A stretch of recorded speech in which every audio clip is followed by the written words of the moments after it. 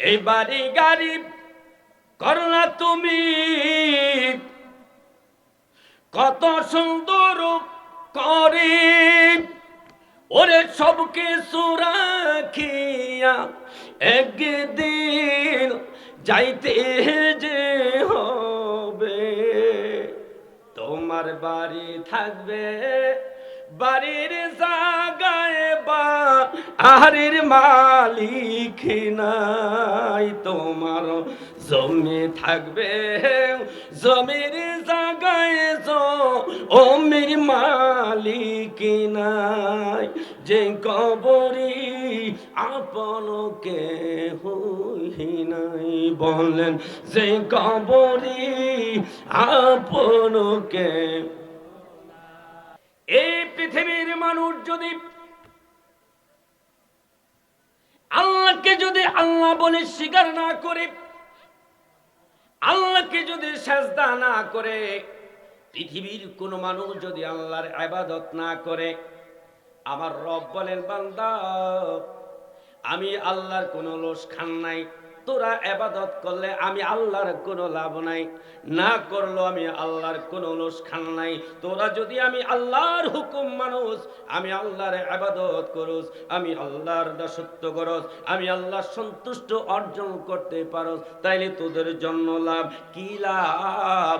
আল্লাহ বলেন ফাদকুলি ফি ইবাদি ওয়াদখুলি জান্নাতি।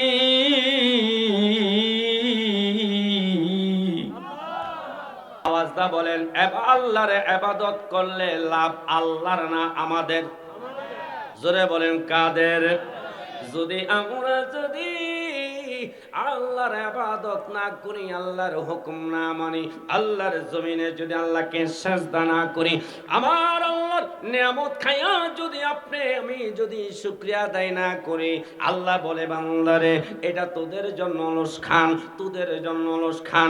কারণ তোদের জন্য আমি আল্লাহ বানাইছি জান্নাতও বানাইছি জাহান্নামও বানাইছি। কথা বলেন ঠিক কিনা? চিল্লায় বলেন জাহান্নাম আছে কি নাই? আওয়াজ দা বলেন আছে কি নাই? আল্লাহ কোরআনের মধ্যে বলেন ফাউলাইকা আসহাবুন নারি হুম ফিহা খালিদুন।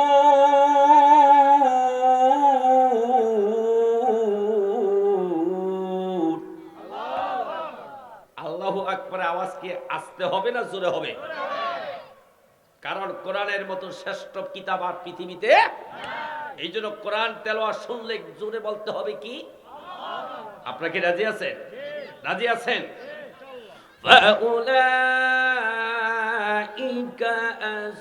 আসহাবুন নারি হুম ফিহা খালিদুন।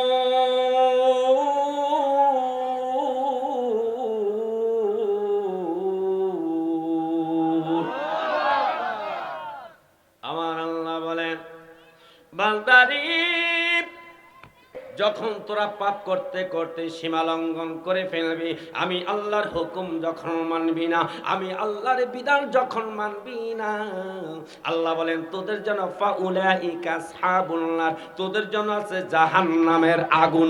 এই কথা বলেন ঠিক কিনা? ওই পাপী বান্দাগুলি জাহান্নামে কয়দিন থাকবে? একদিন না 2 দিন। আল্লাহর অবাধ্য বান্দাগুলি জাহান্নামের মধ্যে যারা যাবে তারা কয়দিন থাকবে? 1 মাস না 2 মাস না 6 মাস না 1 বছর। আল্লাহ এই কথাটাও আল্লাহ কোরআনের মধ্যে বলে দিলেন ফাউলাইকা হুম ফিহা খালিদুন, তারা চিরস্থায়ী হবে জাহান্নামী। কথা বলেন ঠিক কিনা? আর যারা আল্লাহর ইবাদত করে, আল্লাহর হুকুম মানে, নবীকে যারা ভালোবাসে, নবীর সুন্নত তরিকায় যারা আমলে জিন্দেগি করে, যারা নবীকে ভালোবাসলো, আমার আল্লাহকে মুহাব্বত করলো, আল্লাহর ইবাদত করলো, আল্লাহ বলেন ওয়াল্লাযীনা আমানু ওয়া আমিলুস সলিহাতি উলাইকা আসহাবুল জান্নাহ হুম ফিহা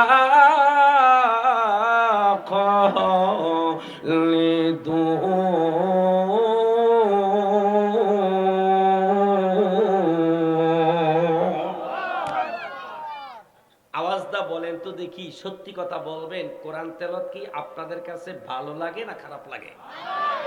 কার কার কাছে কোরআন তেলাওয়াত ভালো লাগে হাত তুলেন দেখি। মাশাআল্লাহ, নারায়ে তাকবীর, নারায়ে তাকবীর। হাত আল্লাহ কবুল করে বলেন আমিন। খুব খেয়াল, যদি কোরআন তেলাওয়াত যদি ভালো লাগে, তেলাওয়াত যদি শুনতে মনে চায়, মনে করবেন বন্ধু আপনার অন্তরে কোরআনের মহাব্বত আছে, এই দিলের মধ্যে যদি আল্লাহর ভালোবাসা থাকে, এই দিলের মধ্যে যদি কোরআনের মহাব্বত থাকে, এই দিলের ভিতরে, অন্তরের ভিতরে, হৃদয়ের ভিতরে যদি আমার নবীর মহাব্বত থাকে, আল্লাহ বলে বান্দারে তোর এই দিলের মধ্যে আমি আল্লাহর মহাব্বত, কোরআনের মহাব্বত, নবীর মহাব্বত, নামাজের মহাব্বত, যাকাতের মহাব্বত, তাহাজ্জুদের মহাব্বত যদি তোর অন্তরে থাকে, জিকিরের মহাব্বত যদি তোর কাছে ভালো লাগে, জিকির যদি ভালো লাগে, আমার বন্ধুর দুরূদ যদি ভালো লাগে, সেজদা দিতে যদি তোর ভালো লাগে, আল্লাহু আকবার বলে। ও বান্দারে, তোর কাছে যদি মসজিদে যাওয়াটা ভালো লাগে, মনে করবি তুই হয়ে গেছ মুত্তাকিন। এই বাড়ি গাড়ি করলা তুমি কত সুন্দর করে, ওরে সবকে রাখিয়া একদিন যাইতে যে হবে, ঠিক না?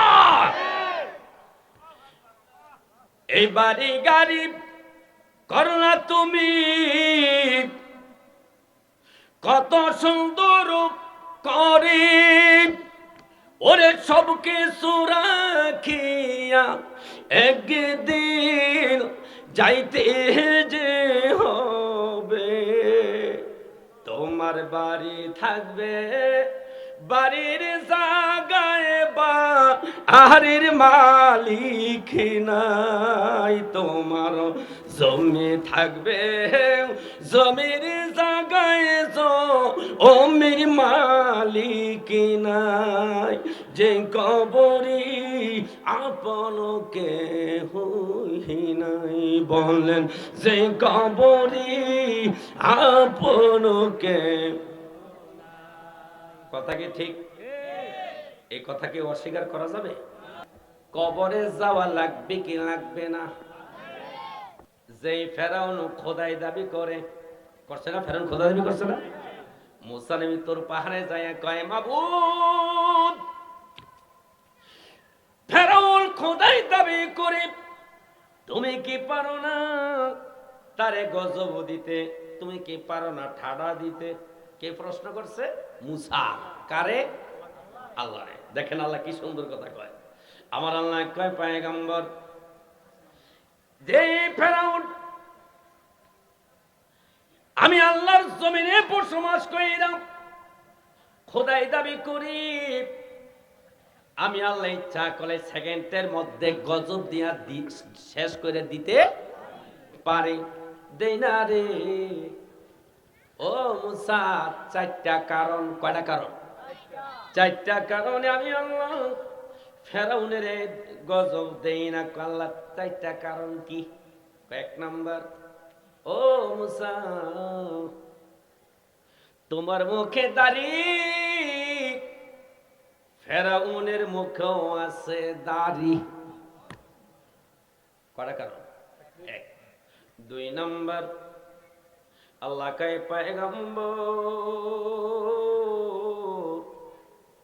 তুমি যে জুব্বা পরো রে মুসা, ফেরাউনে এমন একটা লম্বা জুব্বা গাও দেয়, এই জুব্বার সম্মানে, মুখে দাড়ি থাকার সম্মানে আমি আল্লাহ গজব দেই না।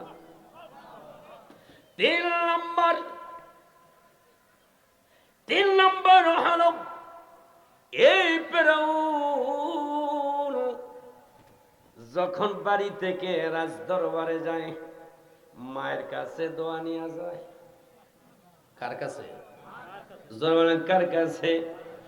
মায়ের কাছে দোয়া নিয়া ফেরাউন ঘর থেকে বের হয়, মার কপালে একটা চুমা দেয় আর মায়েরে কদম মুসি করে মা তার জন্য দোয়া করে।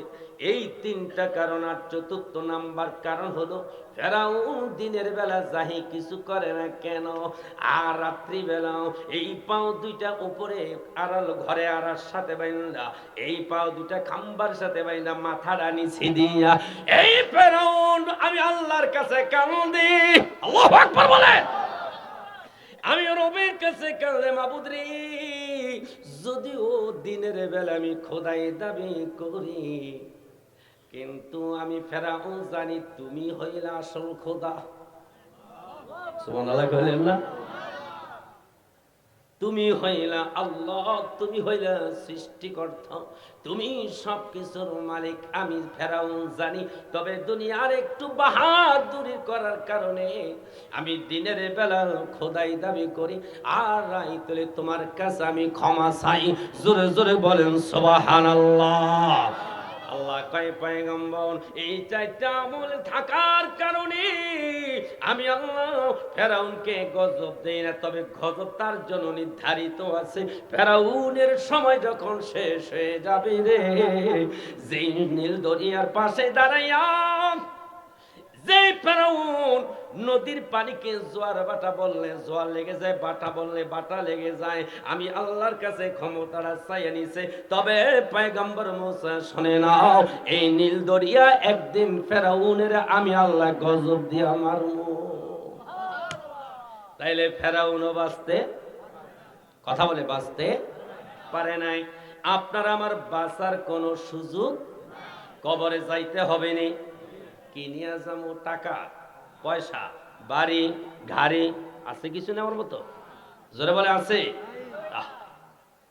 আমি চলে গেলে আমায় তোমরা বইলা যাইও না, ডাইনে ভামে মাটি আমার মাটির বিছানা। বলেন ডাইনে ভামে মাটি আমার মাটির বিছানা। আমি মরে গেলে আমায় তোমরা বইলা যাইও না।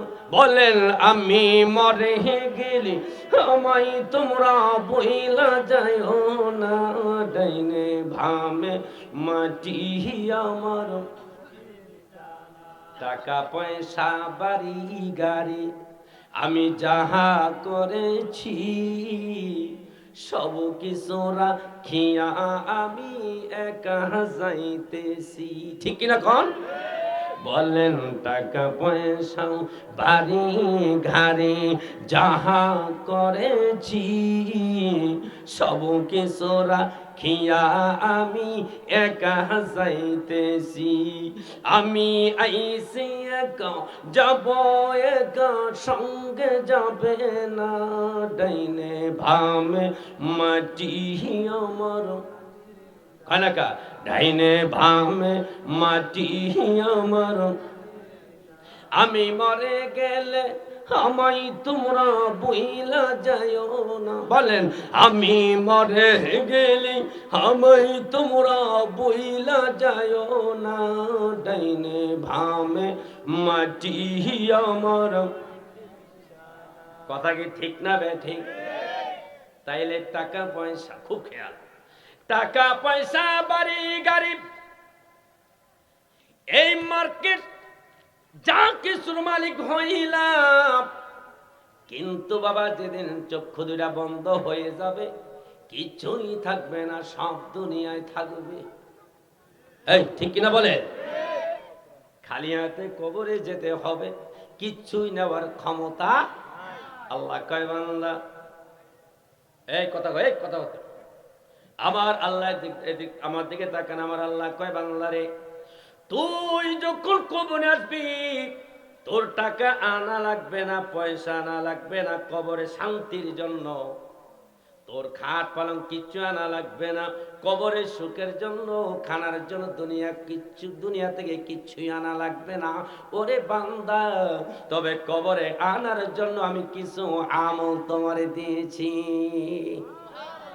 বান্দারে যদি তুই কবরে শান্তি চাস, যদি তুই কবরে যদি সুখ চাস, কবরে যদি আমি আল্লাহর পক্ষ থেকে যদি নিয়ামত চাস, কবরে যদি বাংলা তুই আরামে থাকতে চাস, তুই তুই তুই কবরে আনার জন্য আমি আল্লাহ কিছু জিনিস দিয়ে দিছি, এই জিনিসগুলি নিয়ে তুই কবরে আনবি। যদি আল্লাহরে প্রশ্ন করেন, হে আল্লাহ আমি কবরে কি নিয়ে গেলে আমি শান্তি পাবো, আমার আল্লাহ বলে, বান্দারে কবরে আনার জন্য দিয়েছি দৈনিক 5 ওয়াক্ত নামাজ, কবরে আনার জন্য দিয়েছি কোরআন তেলাওয়াত, কবরে আনার জন্য দিয়েছি জিকির, কবরে আনার জন্য দিয়েছি আমার নবীর তরিকা, কবরে আনার জন্য দিয়েছি বাংলা তাহাজ্জুদের নামাজ, কবরে আনার জন্য তোর জন্য দিয়েছি অনেক আমল। এই নামাজ নিয়ে যদি কবরে আসতে পারো, জিকির নিয়ে যদি কবরে আসতে পারো, কোরআন তেলাওয়াত নিয়ে যদি কবরে আসতে পারো, সুবহানাল্লাহ করেন না, তাহাজ্জুদ নিয়ে যদি কবরে আসতে পারো, দান সাদকা নিয়ে যদি বান্দা তুই কবরে আসতে পারো, এই নামাজ তোর কবরে আরামে রাখবে, এই জিকির তোর কবরের সঙ্গে হবে, কোরআন তোর কবরের সঙ্গে হবে, তাহাজ্জুদ তোর কবরের সঙ্গে হবে, নামাজ তোর কবরের সঙ্গে হবে, নবীর মুহাব্বত তোর কবরের সঙ্গে হবে, নবীর সুন্নাত তোর কবরের সঙ্গে হবে। বান্দারে এই আমলগুলি যদি কবরে নিয়ে আসতে পারো, আমি আল্লাহ তোর অন্ধকার কবরটা জান্নাতের বাগান বানাইয়া দিমু। কথা বলেন ঠিক কিনা? আজকে নামাজ ভালো লাগে না? আছেন এরকম? নামাজ ভালো লাগে না, জিকির ভালো লাগে না, কোরআন তেলাওয়াত ভালো লাগে না, নবীর দরুদ ভালো লাগে না, নবীর সুন্নাত ভালো লাগে না। একদল মানুষ এরকম আছে কি নাই? এই জোরে বলেন আছে কি নাই? আরে বাবা, হাসি খুশি দিন কাটাইলা, পাগলামি করার কোনো সুযোগ নাই। পাগলামি আর কয়দিন করবা? যেদিন মালাকুল মউত আজরাইল তোমার কাছে যখন চলে আসবে, তোমাকে নেওয়ার জন্য যখন আসবে, ওই দিন আপনি বলবেন, মালাকুল মউত আজরাইল রে, আমারে নেওয়ার জন্য আমার মৃত্যুর বিছানায় হাজির হয়ে গেছো। রে আজরাইল, আমার একটু সময় দে, আমি ঠিক মতো নামাজ পড়তে পারি নাই, আমার একটু সময় দে, জিকির করতে পারি নাই, আমার একটু সময় দে, এখনো কোরআন তেলাওয়াত করতে পারি নাই, আমার একটু সময় দে, আমি এখনো জামাতে নামাজ ধরতে পারি নাই, আমার একটু সময় দে রে আজরাইল, আমি এখনো নবীর সুন্নতের আমল করতে পারি নাই। আজরাইল দেখি বলবে, ওরে বান্দা, আল্লাহু আকবার বলেন, বাংলারি তোর কাছে আমি এখন আসি নাই, তোর কাছে হঠাৎ আসি নাই, আমি আল্লাহ তোর কাছে, আমি আজরাইল তোর কাছে 60 বছর পরে আসলাম, 70 বছর পরে আসলাম। এই 70 বছর হায়াত পাইয়া জামাতে নামাজ পড়তে পারোস নাই, 60-70 বছর হায়াত পাইয়া জিকির করতে পারোস নাই, দরুদ পড়তে পারোস নাই, নবীর সুন্নত তরিকার মতো চলতে পারোস নাই। এখন আমি আজরাইলের কাছে তুই সময় চাস, তুই কি জানোস না আমি আজরাইল যার কাছে আসি ফিরা যাই? সময় দিবে? এই বলে সময় দিবে? 1 সেকেন্ড তো রেডি হও। বহুত সময় তোকে দেওয়া হয়েছে, অথচ মসজিদ তোর ঘরের সামনে মসজিদ, মসজিদ আজান দিয়েছে, তুই আজান শোনার পর তুই ঘুমের মধ্যে ছিলি, আজান শোনার পর তুই মার্কেটে ছিলি, আজান শোনার পর তুই জমিনে কাজে ছিলি, আজান শোনার পর তুই সেদিন মসজিদে যাস নাই, আর তুই কোরআন তেলাওয়াত করস নাই। গ্রামে মাহফিল হয়েছে, মাহফিলের আওয়াজ শুনেছ, মাহফিলে গিয়ে বসস নাই, ও আলেমের জবান থেকে সুন্নতের ওয়াজ শুনেছ, সুন্নত মানুষ নাই। এখন আমি আজরাইল তোকে নেওয়ার জন্য আসছি, আর এখন বলছো আমার কাছে তুই সময় চাস। ওরে না ফরমান, 1 সেকেন্ড তোকে আর সময় দেওয়া যাবে না। হাজারো চিৎকার করে কাঁদলো, আর ওই সময় ফিরে আসবে